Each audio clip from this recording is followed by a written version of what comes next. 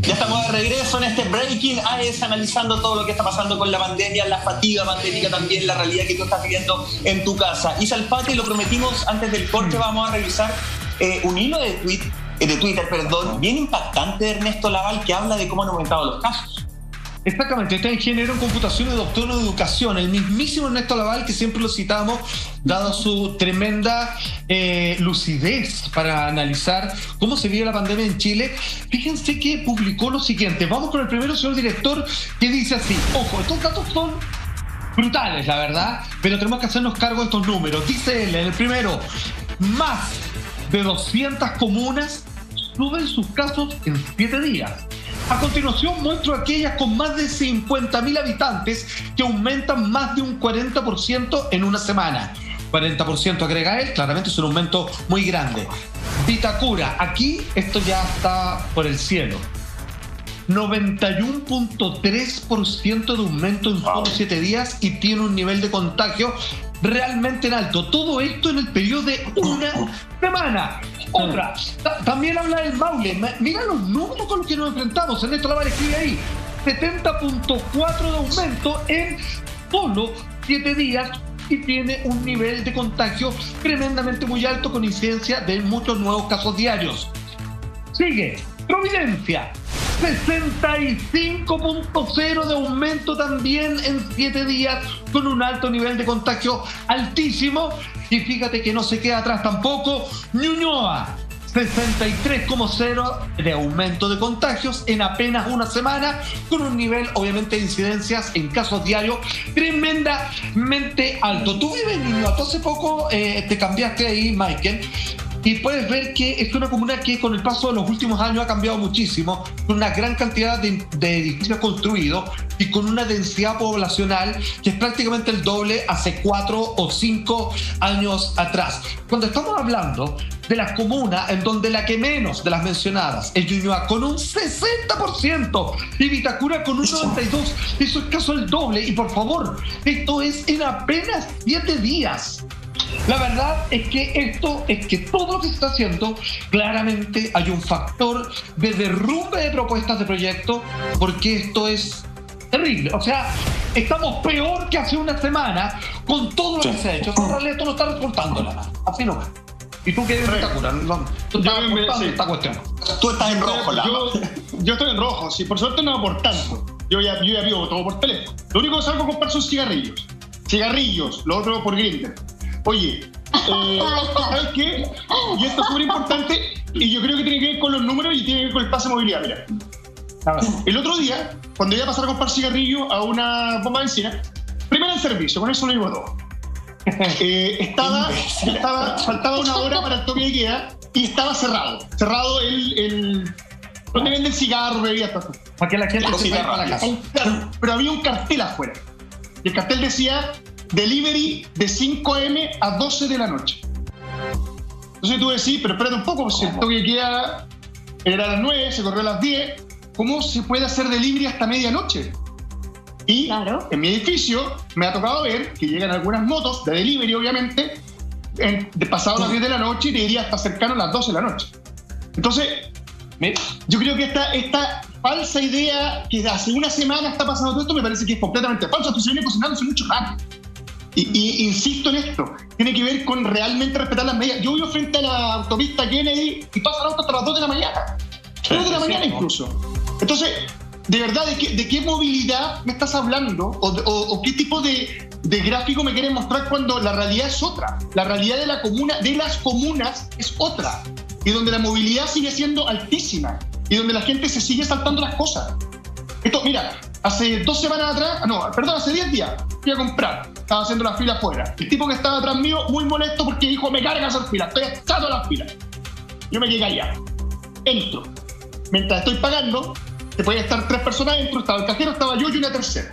El tipo, como estaba molesto, entró. Tuvo que ir al cajero a pedirle que por favor que saliera. ¿Cachai?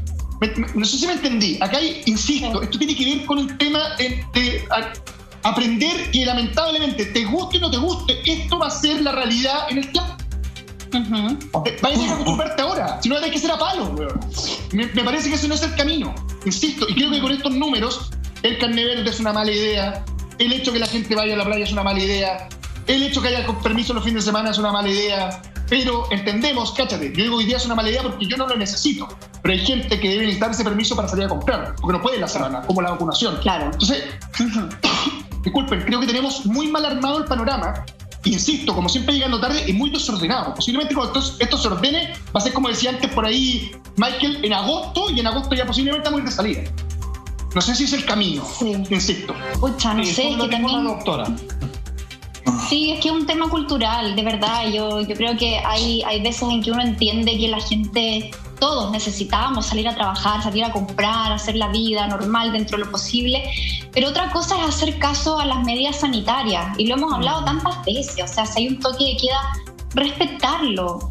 Las personas que trabajan en horario de toque de queda tienen un permiso especial, y las que no tienen por qué trabajar no lo tienen, y tienes que quedar en la casa, te guste o no. O sea, esas son las reglas. Entonces yo creo que el esfuerzo depende de todos para que podamos salir rápidamente de esto. Ahora, el tema del aumento de los casos, como lo dice acá Ernesto Laval, a mí no me deja llamar la atención, porque mira, hay un ranking con las comunas con más casos activos que se dio a conocer el día de ayer, y en el top 5, o sea, encabezando este ranking, hay 5 comunas de la región metropolitana: Puente Alto, Maipú, La Florida, Peñalolén y Santiago. De esas 5 comunas... Peñalolén no atiende. No aprende. Pobre jefe. Oye, de esas cinco comunas ya que encabezan este ranking, hay 2 que ya están en fase 2. De hecho, Maipú tiene peores números, está en el lugar número 2, está en fase 2. Y, por ejemplo, Peñalolén, que tiene un poco mejor número, está en fase 1 y está en el lugar número 4. Entonces, al final, uno dice, ¿pero cuál es el criterio para poder decir, ¿sabes qué? Esta comuna pasa a fase 2 y esta se mantiene. Porque yo leo este ranking, que lo pueden encontrar, está en la información disponible, y uno dice, ¿pero en qué se están basando? ¿Se están basando en la densidad poblacional por kilómetros cuadrados, en la cantidad de personas que ocupa el sistema sanitario, cuán colapsado está o no? Pero en verdad son cosas que no se entienden. Ahora, molestamos Peñalolén porque nuestro jefe vive en Peñalolén, por eso. Sí, por y eso. está loco por Peñalolén. Pero es por eso. Pero este dato a mí me hace mucho ruido y me deja muchas dudas. A mí me gustaría saber cuál es el criterio que están ocupando para ir desconfinando ciertas comunas por sobre otras. Muy bien, man. Qué complejo entender los criterios. Complejo entenderlo porque además nosotros ya llevamos más de un año en pandemia, y aparte de que los criterios han sido súper flexibles y que se entiende porque es algo que uno está entendiendo en una pandemia, ¿cierto? Que se iba investigando paso a paso, entonces todo puede ir cambiando. La forma de actuar de este gobierno ha sido muy compleja. Lo conversábamos antes de la pauta, se hablaba cuando era ministro de Salud el señor Mañalich. Él hablaba al principio que él dijo, oye, vamos a hacer un carnet, casi como un carnet de sanidad para la gente que ya le dio el COVID-19, y con eso que puedan tener movilidad absoluta. Ese carnet nunca funcionó porque finalmente después se descubrió que uno se podía recontagiar además, que era muy peligroso. Hoy día las cosas van cambiando, y ojo, yo anoche veía un reportaje que hicieron en un noticiero que hablaba justamente, y el título era Brasil en alerta por mortalidad infantil por COVID-19, donde las cifras justamente por COVID pediátrico han aumentado bastante, y las cifras de muerte también han aumentado bastante, y se le da justamente la razón a la variante P1, que sería más contagiosa y más peligrosa para niños. Entonces uno dice, yo me imagino que el gobierno de nuestro país ya está analizando qué es lo que va a pasar el día de mañana en que el COVID empieza a atacar fuertemente a los niños, y no vamos a esperar a tener un alza pediátrica de fallecidos para empezar a investigar qué es lo que sucede. Porque hoy día hablamos y ustedes dicen, llegamos tarde a todo, no se entienden los criterios. Claro, llegamos tarde, pero ni siquiera estamos mirando el día de mañana, ni siquiera estamos mirando lo que está pasando con nuestro vecino. Y ahí es donde uno empieza a criticar, y ahí es donde la gente efectivamente dice, bueno, ¿le hago caso o no le hago caso? Con lo que decía Lama, la gente no le está haciendo caso a las autoridades. Yo creo que con mayor razón a lo mejor se necesita este pase de movilidad. A lo mejor ya no va a estar la gente que no está haciendo caso decir, bueno, ya tengo el pase, le va a tomar más sentido a una libertad que legalmente no vas a querer volver a perder. Puede funcionar ese aspecto de alguna forma, pero tenemos que acostumbrarnos a vivir de esta nueva realidad, sino que vamos a terminar terminándonos finalmente.